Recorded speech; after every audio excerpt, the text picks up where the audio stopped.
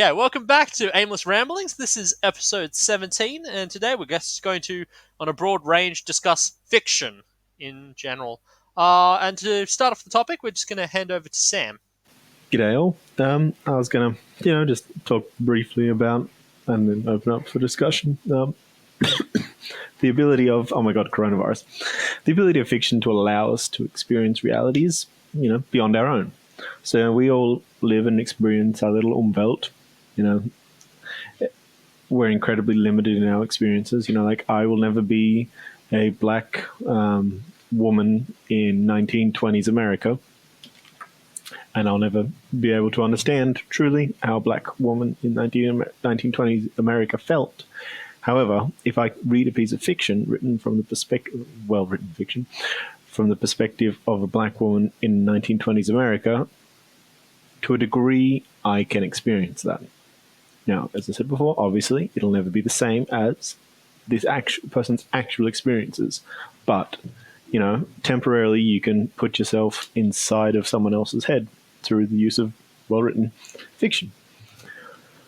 So I think it's incredibly important in that it allows, you to live almost multiple lives as such. So you can, as I think someone's going to touch on later, be far more empathetic with people because you have been in their shoes.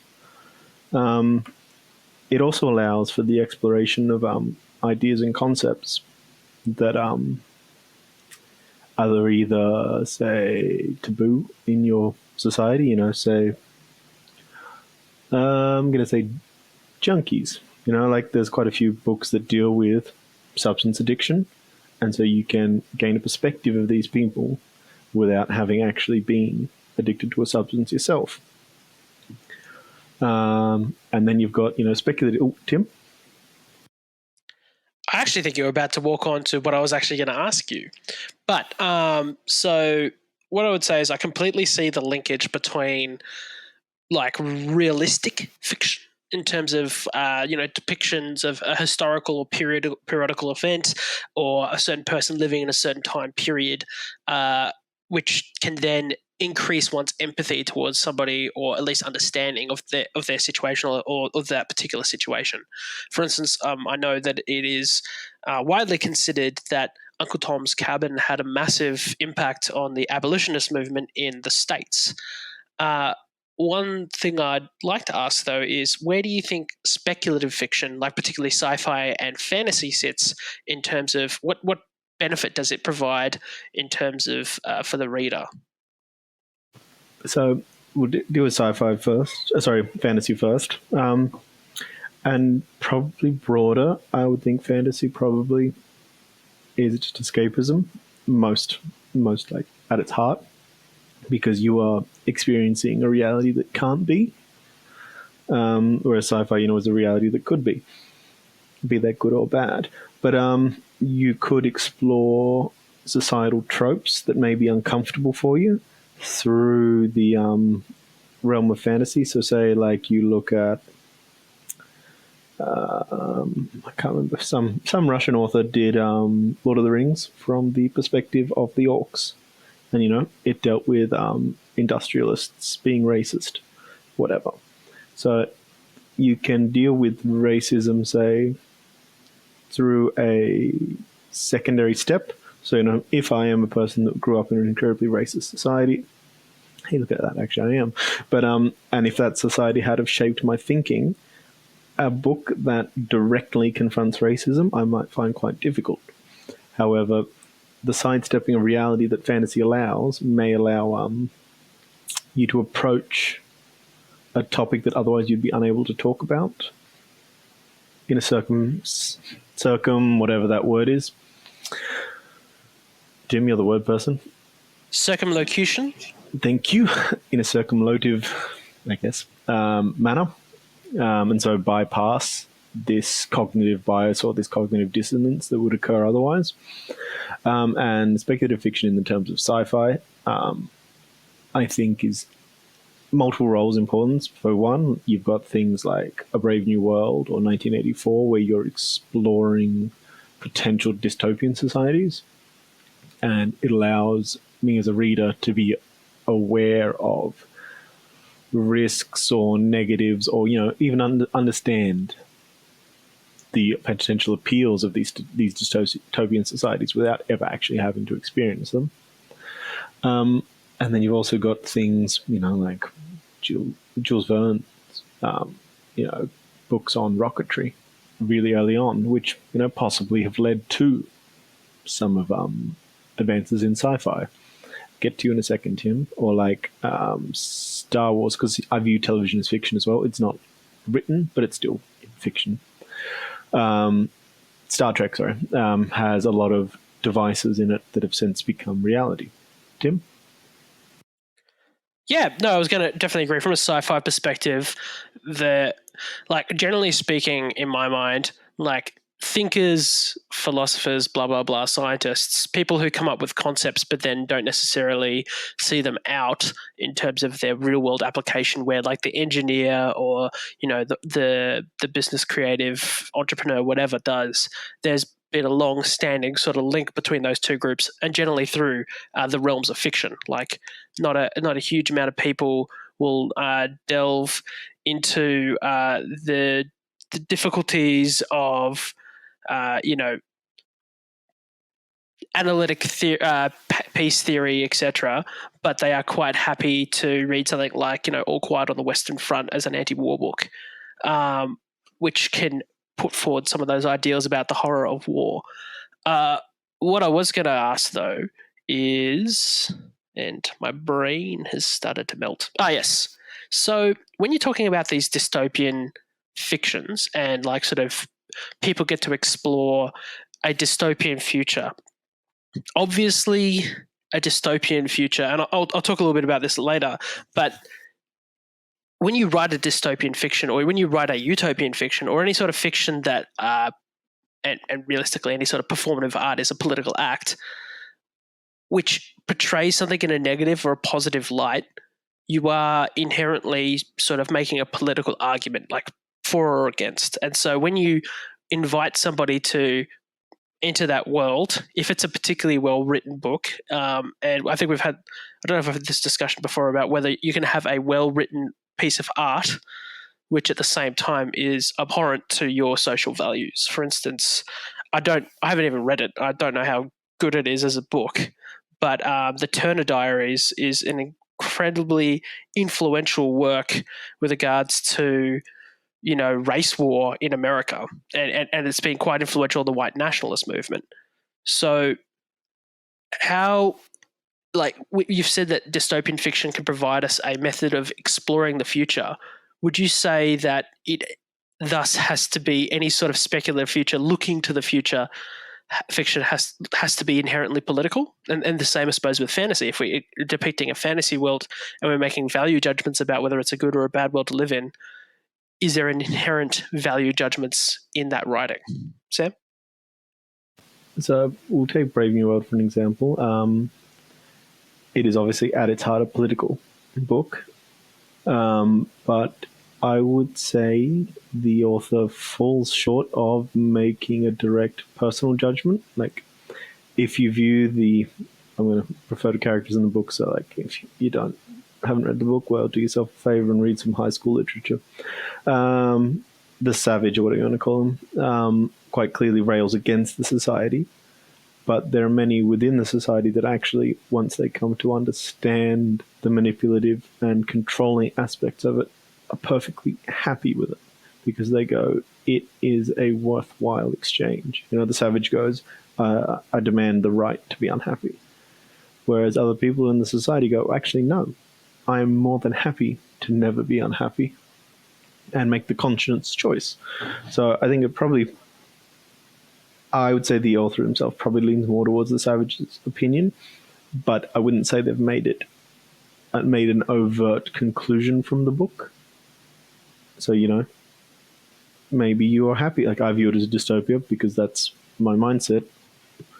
Some people could read A Brave New World and come out and go, wow, that genuinely is a brave new world. Tim? Well, I suppose twofold. One is that a great thing about a fiction is, unlike a polemical piece or a philosophical or political science piece, you don't have to state your point of view and you can present multiple competing points of view, which I think is actually true at a heart to the majority of people, where we're not dogmatists, we're actually, individuals who have a lot of conflicting views sometimes bouncing around up in our noggins. And in that case, maybe fiction's a good way for us to even sort that out on our own rather than just as a purely polemical piece. Sam, if you've got something quick to say, I think we'll then throw to Simon, though. Yep, that sounds fair. It was just quick because it just your last point resonated with the previous one. If you say take the work Lolita, pretty apparent, about a dude that functionally grooms and rapes a child, but the author himself despised writing the book, and it took him apparently a very long time to get over having written the book. So it's an author writing a book about something that he finds abhorrent. It is objectively an incredibly well-written book, and it's like not an opinion the writer himself possesses. So yeah, so fiction, you can explore points of view you disagree with in a beautiful manner. Simon? Yeah. So as we were discussing, the ability to put in this sort of middle of the fence thing was discussed by the Harvard Business Review. And, sort of putting the cart before the horse, I saw it and I'm like, this is actually a really interesting, commentary on fiction. Because we see fiction as, sort of a escapism. We see it as, but also, it's seen value in the business sector. So, for example, the things that it highlights is that it allows employees to have self-discipline, self-aware, creative problem-solving, empathy, learning agility, adaptiveness, flexibility, positivity, and I'm just going to list off a bunch of random stuff. But yeah, that's pretty much... So it just says that you were a better creative thinker, which in the modern day and age is pretty much what's seen out of an employee, opposed to the old days of you want factory workers who will just do as they're told, and as schools are sort of still geared towards this sort of, bark and repeat. But apparently fiction is really useful in the development of new age workers. So I'm not going to read through the whole opinion piece. It's just rattling off a lot of buzzwords. But yeah, they link back to a 2013 research study that indicated that people who were more regularly reading fiction actually were able to come quickly to conclusions and decision making in an obviously ambiguous and confusing time, which sort of links back to how we were discussing that there were people who, books allow you to sit on one side or the other side, as you were discussing with the Brave New World, that some people thought it as a utopia, some saw it as a dystopia. However, Tim, you have something you wanted to say? I was just going to ask you, Simon, was it just reading, or does it also talk about writing fiction? This specific article is focused more on the reading of fiction, because obviously it's easier to get a sample size of people who read fiction, because people are more willing to say that than people writing fiction. But I'm assuming there would be a same sort of concept, because if you're going to read something and be able to come up with your opinions, it's also probably equally as difficult, some would say more difficult, to sort of be either writing in the middle safe thing. Here we go, investing and reading. Double bottom line culture. It's pretty much just discussing how it's a step away from the pretty narrow-minded old thing of trying to stay within the towing the party line, as they like to say, sort of concept of older workers. But it was a pretty interesting think piece. I just thought it was appropriate to discuss fiction and its value within society.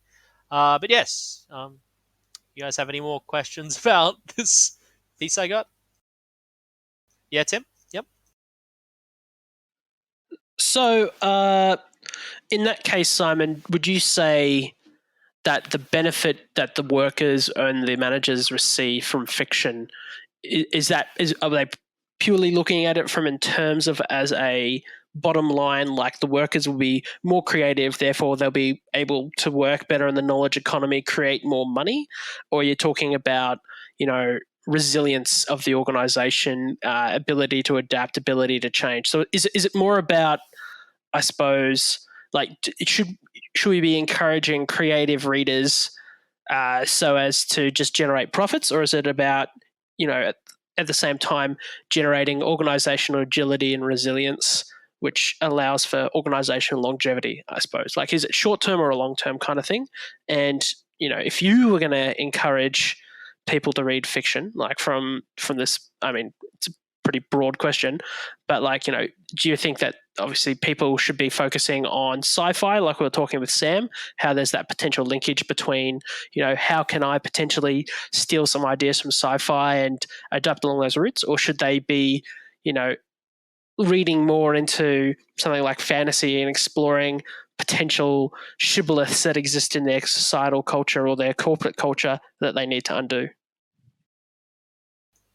I'm going to be brutally honest with you. I feel like it's a lot of correlation does not equal causation. So they're like, oh yeah, reading fiction makes you have all these like outward thinking and whatnot. Whereas I feel like it's just a commonality within people who enjoy reading fiction, have that sort of thing that they want to weigh up both sides. And as you're discussing, like, is it value to the person? I feel like it sort of highlights this. I feel like it's a bit disgusting, but a lot of people seem to enjoy this whole entire concept that you want people to be engaged and be like, wandering about, but you don't want to have to pay them extra for it. So you want to make sure that they're bringing more to the table than you have to pay for. So it's this whole entire concept of, financially, you're getting more out of every hour with somebody who has this creative mindset than somebody who doesn't. So it's getting something for free. Anyway, Sam, you wanted to say something? I guess free market magic hand and all that jazz, invisible hand. If it does become more commonplace that workplaces want workers with imagination as such, or creative thinkers, then I guess that becomes a skill set in demand, and they will be able to join your unions, folk. Demand more money for it, so hopefully, it would become a asset that's valuable, like once upon a time typing was, or word processing ability was something that was valued. Do you know, Simon, if watching fantasy television or sci-fi TV or that kind of stuff was involved in this study? Like, did they compare against people who consume their fiction through other media, or is it literally just looking at writing? From the very hand wavy use of referencing, and a lot of these references are either behind paywalls or they're like so obscure it's not even funny. It's sort of seen as this specifically focusing on short stories versus long stories more than like actually looking at physically long texts, looking at physical text versus internet online texts. But speaking from my personal experience, I feel like it has the same kind of concept, as long as you're thinking you're getting the benefit in a lot of ways. So if you're getting told the answer, it's probably not as good as trying to work it out yourself through the process of reading. But yeah, it's it, as you were mentioning, maybe it'll see as a thing. It's like suggesting to CEOs that they should invest time and money and energies in facilitating literal learning and discussing required initial reports. And so sort of gearing it towards, as you were discussing, so sort of seeing it as an asset. But they don't see about, hey, you should probably pay more for this. They're just like, no, make sure that everybody's like this, so you can just expect that as the bottom line. Yeah. And they have some airy-dairy, little tagline of books at work as the main focus. So it specifically highlights short stories and novels. It doesn't mention any form of other media. Anyway, yep, Tim, you want to say something? No, so just a quick one as well, I suppose, is that I know that in a lot of professions, and by professions I mean people that are like, part of a professional guild or something like that, so whether it be psychologists or, the profession of arms, there is an expectation that you are a avid reader of, well, generally not fiction, although for the military there is a lot of suggested fiction reading, but you are reading outside of work hours to sharpen your knowledge edge, to make sure that you're at the cutting spear. And so we in my work we have what we call military morons, people that like literally cannot turn off and do nothing but read military books, whether they be military sci-fi, military fantasy, and there's been a big push as well for more military sci-fi writing. In fact, they've put out a bunch of competitions to try and encourage people to do that. Do you think that's like just, is this part of just a like continuing commodification of, or I suppose exploitation of free time and leisure time by our corporate life into our personal life, or do you think it's, you know, it's just a general trend that needs to happen with regards to self-improvement? Sam, you got an answer? So, you know, I work in a profession myself. A lot of the people that read the things in their free time, in my case, are often reading things that aren't actually related to their work. So, you know, they will stay on the, say, I work as a chemist, right? They may be staying on the cutting edge of gene therapy. And, you know, it's not even remotely related to their work, but they're interested in scientific advances. So, whilst the company may not benefit from it, the employer is still happy to do it in their free time because it's a job you get into because you're interested in it. And I mean, I imagine it's much the same as psychology, Simon, that you don't do it because you've got nothing else to do. You do it because it's something you're interested in. The army, I'd fall back on the old, it's brainwashing, Tim. They've just over-brainwashed these guys a little too much. But that could just be me being cynical. Yeah. As you were discussing, sort of like, is this the creep into leisure time? I think that's a discussion from another talk, but I personally feel like there was supposed to be a reduction in work time, and it's sort of weirdly moved in the opposite direction. But as we become more accessible as human beings using online and social medias, so do as our weeks, like work, sort of creep into our social life. But yeah, also as Sam discussed, people do like to keep on the cutting edge in psychology simply because they've got an interest in it. As we say, you don't go into psych for the money; you go in it for the mental problems. Um, be that yours or the people you're trying to help. But anyway, yes. I think I should hand over to Tim as he wants to discuss a bit more about like empathy and how it's related to fiction. Well, actually, yeah, we kind of finished up on a good one there, talking about brainwashing from Sam. So, empathy, yes, but also empathy in fiction in regards to censorship. So, I'm going to talk a few basic sort of ideas. Firstly, I'm going to start. Australia, if you don't know, is actually probably known as, besides South Africa, one of the most censored former Commonwealth or currently Commonwealth countries in the world, right up until about the 1990s. And a huge variety of books were censored for a variety of reasons, be they political, religious. Blasphemy censorship was a pretty big thing right up until about the 80s. With this sort of censorship, a lot of the time it was both fiction and non-fiction.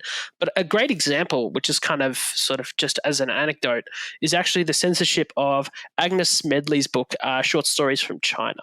And basically, this was a series of fictional stories written about China during the period of sort of the 1930s. So before the Japanese invasion, but during that period of communist first nationalist. And at the time when it went to the censors, the book was censored. It wasn't allowed to be released in Australia, not because it actively supported a revolution in China, and not because it even supported sedition in Australia, which it was banned for sedition, but because it was seditious in spirit, because it was encouraging empathy towards Chinese communists. Now, by the same measure, at the end of the day, it's Chinese communists, communist revolutionaries more broadly are a murky topic, which we can discuss at a different time. But if you take it to nowadays, like censorship regime in Australia is still in place, but nowadays primarily it's tackling things like child pornography, but also jihadi theology and jihadi literature. So there is a sizable literature of works which things like Inspire, which is the AQ monthly magazine or was it ISIS monthly magazine that they put out, calling for attacks on crusaders and Jews around the world. So some of the works that are being censored are still fictitious. And I mentioned it before, but like another example, I think, of a fiction work which you can argue has potentially deleterious or dangerous implications for a liberal, democratic, multicultural society is something called like the Turner Diaries, which was released in 1978, which is essentially depicting a violent revolution in the United States to overthrow the federal government, and which ultimately leads to a race war with a systematic extermination of non-whites. And it's basically like, the far alt-right neo-Nazi conception of like a wet dream of like, the beautiful Aryan race succeeding, everyone else failing, and it had a lot of influences, including, on the modern white nationalist movement. And it had links to the 1995 Oklahoma City bombing, the 1999 London nail bombings, and the 1984 assassination of Alan Berg. So, I mean, like, you can't say that even if the work of fiction is not explicitly calling for this, if it's just depicting it, it can still act as a form of like fermenting of unrest, a fermenting of violence, etc. And so, what I would like to put to the two of you guys. So, Australia, looking back now at the censorship regime of the 20th century, right up until like the 1980s, we have a pretty harsh judgment of it, like saying, well, this was merely a country of wowsers and conservatives who were at the behest of religious groups banning access to sexual knowledge, birth control, etc. With regards to how can fiction, like something like Lolita, for instance, which is considered a great work of fiction, how can we divide between that and between other fiction which pushes the envelope in other ways, be they discussing topics such as conspiracy theories with regards to race wars or the Great Replacement, that kind of stuff? When do we draw the line? We say that needs to be banned. And you both put your hand up at the same time, so I'll go to Simon first. You definitely you're cutting into the meat of it, aren't you? Yeah. So where do we draw the line? Well, I feel like the thing is that a lot of Australians think that we have free speech built into the Constitution. We don't. So I feel like a lot of that argument needs to be just thrown to the side. It's sort of implied, but it's not like given to us by law. So I feel like the line that you have to draw is when it comes to terrorist activity, we have a rule called being in possession of things. So I feel like isolation, books like Lolita and books that encourage race war, in isolation can be used for multiple reasons. But I feel like when it's used in conjunction with other things. So, for example, if we find this book on white race war, but then we also find the schematics for a nail bomb, we have connections with a lot of the extremist, violent far right. It sort of pushes the line of what is considered acceptable literature by its association around. So it's not the book in isolation, it's the book in conjunction with the mindset of the individual. Anyway, Sam, you had something to say? Yeah, I think it really highlights where Australia was at in the early 20th century. The book I was just raving about, saying how good a book it is at discussing authoritarian regimes. A Brave New World was banned in 1932 in Australia. There's nothing obscene in the book. There's nothing like abhorrent as such. It was purely, I guess, considered a threatening idea. Something though that I guess goes to show how far we've come in full spectrum. So New South Wales banned a book. When was it? 2005 or something? I don't really stay on top of book bannings, but it's essentially it's a religious book that goes against gender concepts, the modern gender concepts and such, and essentially goes, "You're a man. These are the traits you must have," and then provides biblical quotes or text to back it up. "You're a woman. This is your function in society," and biblical evidence to back it up. So we've gone from banning books that either had threatening concepts to our stable white society, or books for obscenity, to now banning books that could be considered harmful because they're Christian. Just find it an interesting concept. Tim?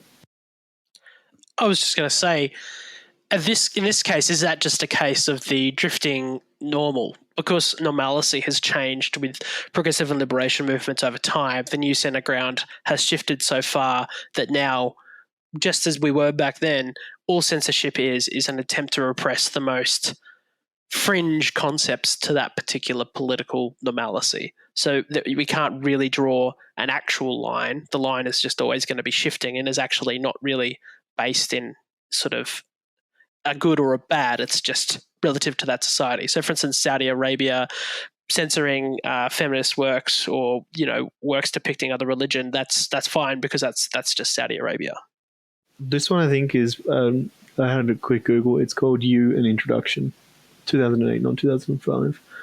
So the quote from the New South Wales State Department of Education when they banned it is, "The book has a potential risk to students in the delivery of this material if not taught sensitively and in an age-appropriate manner."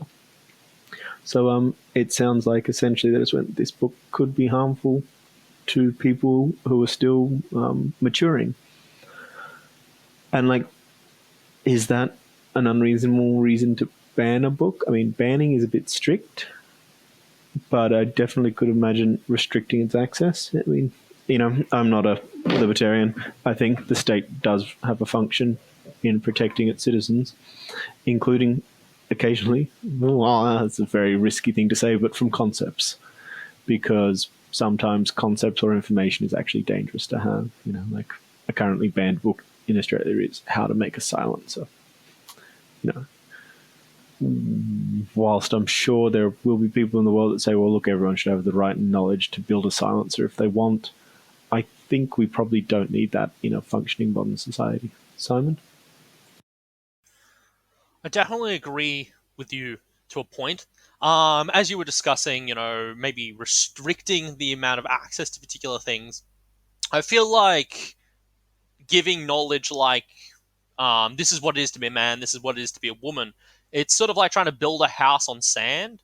If you don't build it with a good foundation of skepticism, you take it at face value, and in response to that, it's just going to sink into the sand and you're going to stop being able to interact with it at a positive fictional, to go full loop. It doesn't let you interact with the novel and be like, well, I like this side and I like this side, because it's very much a cut and dry, this is how it is.